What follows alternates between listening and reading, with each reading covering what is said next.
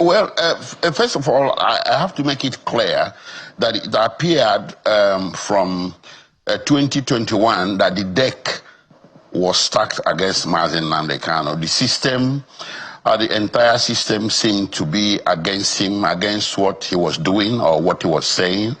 The desperation of the system was evidenced in June 2021 when he was renditioned in breach of all canons of international law and laws of Nigeria and laws of Kenya. That is indicative of the desperation of the system towards him and against what he was doing. The system was intent on really doing him in, whether through any of the means, through any of the instruments that was available to the system. So it came to a head on 20th November, and to a lot of people, it's a surprise. But to those of us who are insiders, we discerned that this case was a very tough case to win. It was very tough, like I said, and it happened that on 20th November it played out. But right now, what we are faced with, or what everybody should be concerned about, is the post-judgment regime. Nnamdi Kanu still retains his constitutional right to fair hearing under Section 36 of the Constitution. That constitutional right is going to be expressed before the Court of Appeal.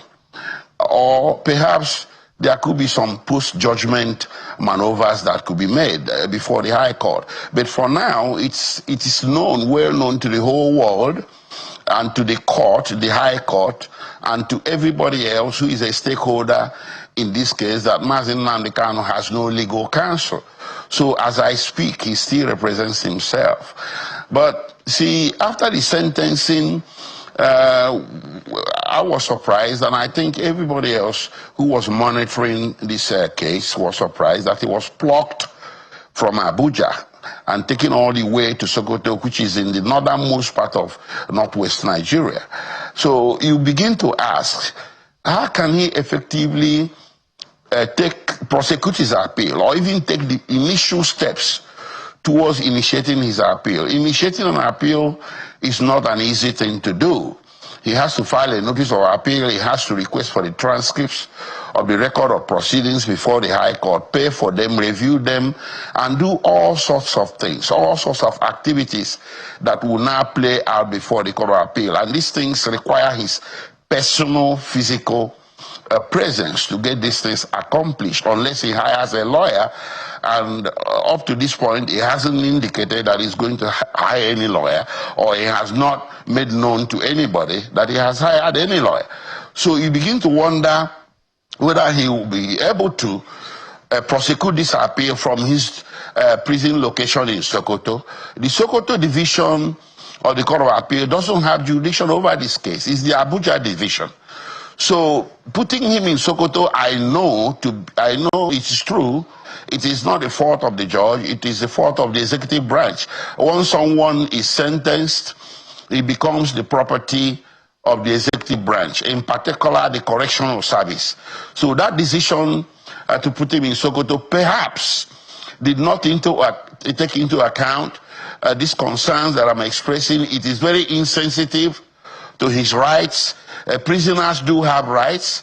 That you are in prison doesn't mean you have lost your rights under Chapter 4 of Nigerian Constitution, your fundamental rights, in particular Section 36, which is really what is relevant now.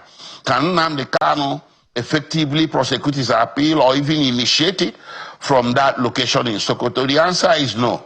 So what I think may play out in the coming days or weeks is to seek ways and means of ameliorating the detention conditions. The judge did not particularly order that he be detained in Sokoto. There was only one prison in Nigeria that was excluded, and that was the Kuje prison. But, you know, if you check around Abuja area, the environs, there are other prisons in the vicinity. We have one in Suleja, we have in Kefi, and there are probably other prisons within 2 hours of Abuja.